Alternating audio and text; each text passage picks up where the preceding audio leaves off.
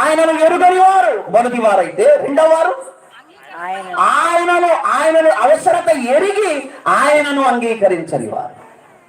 ఇప్పుడు మూడో బృందం చూద్దాం, వీళ్ళు ఎలాగున్నారో చూద్దాం. 12వ వచనం, యోహాను గారు రాసిన సువార్త, యోహాను గారు రాసినటువంటి సువార్త 1వ అధ్యాయం 12వ వచనం. తాను ఎందరు అంగీకరించురో, తనను ఎందరు అంగీకరించురో వారందరికీ అనగా తన నామమందు విశ్వాసముంచు వారందరికీ దేవుని కుమారులు అనబడేటటువంటి అధికారం అనుగ్రహించబడుతుంది. దేవునికి స్తోత్రం చెప్దాం ఒకసారి, గట్టిగా చెప్పండి ఇంకోసారి. మూడవ బృందం కనపడుతుంది ఇక్కడ. ఎవరు ఈ బృందం అంటే ఆయనను అంగీకరించువారు. మొదటి వారు ఆయనను ఎరుగని వారు, రెండో వారు ఆయన అవసరత ఎరిగి కూడా ఆయనను అంగీకరించని వారు, మూడో బృందం వారు ఆయనను అంగీకరించిన వారు. ఎవరు ఈ ఆయనను అంగీకరించిన వారంటే ఎవరో తెలుసా ప్రియులరా? అన్యజనులైనటువంటి మనమే ఆయనను అంగీకరించాం. దేవునికి స్తోత్రం చెబుతాం. మనమే ఆయనను అంగీకరించిన వారు, ఆయనను అంగీకరించిన వారు. అపోస్తలుల కార్యగ్రంథం చూద్దాం మాట. అపోస్తలుల కార్యములు 13వ అధ్యాయము 48వ వచనం చూడండి ఒకసారి. అపోస్తలుల కార్యములు 13వ అధ్యాయము 48వ వచనం. ప్రియులారా, అన్యజనులు ఆ మాటలు విని సంతోషించి దేవుని వాక్యమును మహిమపరిచి మరియు నిత్య జీవమునకు నియమింపబడిన వారందరూ విశ్వసించారు. ఎవరు ప్రభువుని విశ్వసించిన వారంటే అన్యజనులు. నా ప్రియమైనటువంటి సహోదరులారా, ఈ రాత్రి ఈ క్రిస్మస్ పండుగలో, క్రిస్మస్ కు సంబంధించినటువంటి ఆనందకరమైనటువంటి వాతావరణంలో నా ప్రియులారా, 3 బృందాలు మీ ముందుంచాడు ఈ రాత్రి దేవుడు తన వాక్యం ద్వారా. 1, ఆయనను ఎరుగని వారు. 2, ఆయన అవసరత ఎరిగి కూడా ఆయనను అంగీకరించని వారు. 3, ఆయన అవసరతను ఎరిగి ఆయనను అంగీకరించిన వారు. ఈ రాత్రి ఈ 3 గుంపుల్లో నువ్వు ఏ గుంపులో ఉన్నావు ఈ రాత్రి ఒకసారి ప్రశ్నించుకో. ఆయన అవసరత ఎరుగక మాకు అవసరం లేదనుకునేటటువంటి బృందంలో ఉన్నావా?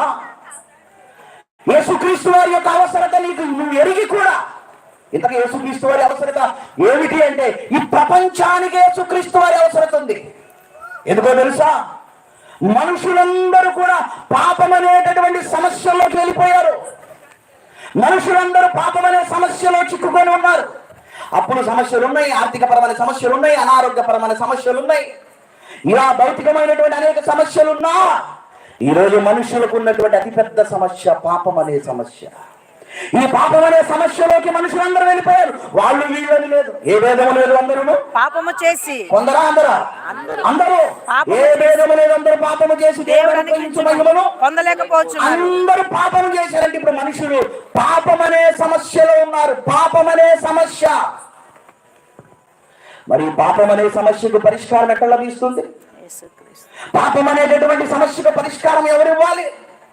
మనిషి చేసినటువంటి పాపానికి పరిష్కారం ఎలా లభిస్తుంది? 10 మందిని పిలిచి భోజనం పెడితే పాపానికి పరిష్కారం లభిస్తుందా? 10 మందిని పిలిచి వస్త్రాలు పంచితే చేసిన పాపానికి పరిష్కారం లభిస్తుందా? శరీర సంబంధమైనటువంటి అవసరాలు తీర్చినంత మాత్రాన మనిషి తాను చేసినటువంటి పాపానికి పరిష్కారం దొరుకుతుందా అంటే లేదు. ఎందుకంటే పాపం అనేది చాలా బలమైంది ప్రియులారా. ఎందుకంటే ఈ పాపం అనేది మనిషిని ఏం చేస్తుందంటే చనిపోయిన తర్వాత దేవుని యొద్దకు వెళ్లకుండా అడ్డుపడుతుంది. పాపమే. ఈ పాపం అనేది దేవుని యొద్దకు వెళ్లకుండా అడ్డుపడుతుంది. అంతేకాదు 2వ మరణమైనటువంటి నరకానికి మనిషిని తీసుకుని వెళ్ళిపోతుంది. దేవుని యొద్దకు వెళ్లకుండా ఆపుతుంది పాపం. నీ శరీరానికి ఉన్న రోగం కాదు దేవుని దగ్గరకు నువ్వు వెళ్లకుండా ఆపేది. నీ శరీరానికి ఉన్న అప్పులు కాదు దేవుని దగ్గరకు వెళ్లకుండా నిన్ను ఆపేది. నిన్ను దేవుని దగ్గరకు వెళ్లకుండా ఆపేది ఏంటో తెలుసా? పాపము. యెషయా గ్రంథం 59వ అధ్యాయము మొదటి 2 వచనాలు చదవండి, తెలిసినవే. యెషయా గ్రంథం 59వ అధ్యాయము మొదటి 2 వచనాలు. యెషయా గ్రంథము 59వ అధ్యాయము మొదటి 2 వచనాలు. రక్షింపనేరకుండునట్లు దేవుని హస్తములు కురచ కాలేదు, విననేరకుండునట్లు ఆయన చెవుల మందము కాలేదు. మీ దోషములు మరి ఎందుకు వినట్లేదు అంటే సమాధానం చెప్తున్నాడు. మీ దోషములు మీకును మీ దేవునికి అడ్డుగా వచ్చినవి. మీ పాపాలు ఆయన మోకములను పరిశుద్ధ